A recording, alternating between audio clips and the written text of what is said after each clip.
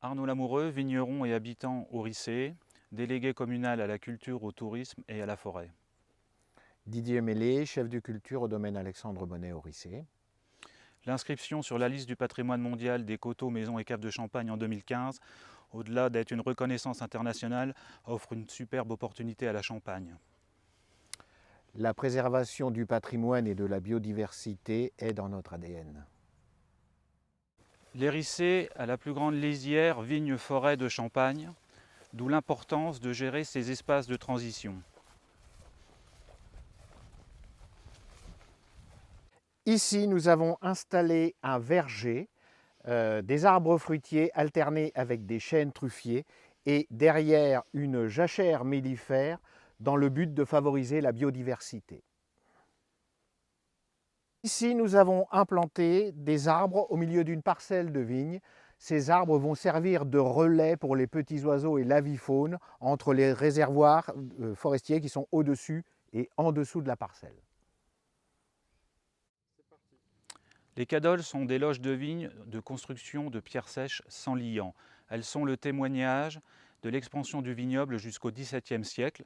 Suite à l'inventaire mené par la mission Coteaux, Maisons et Caves de Champagne, nous en avons découvert environ 174 dans la Côte des Bars.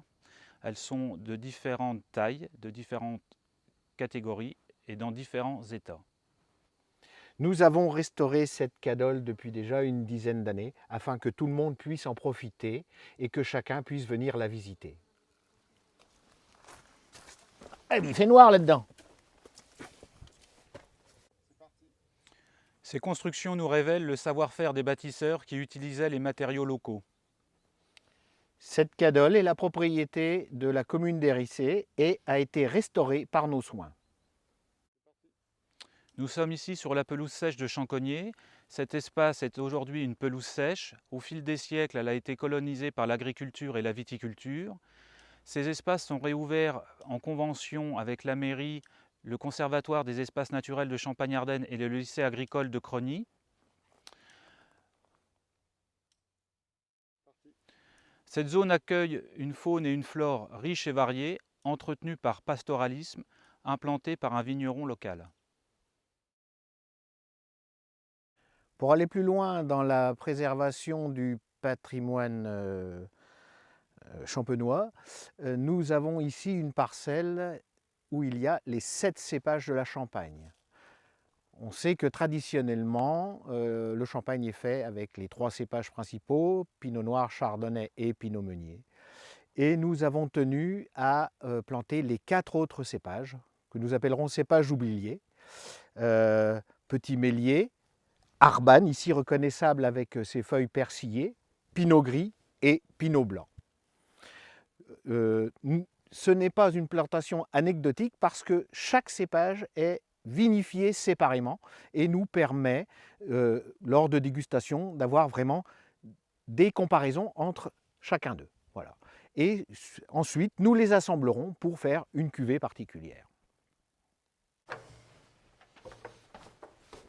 Dans notre paysage vertical, les caves traditionnelles accueillent le vieillissement de nos vins.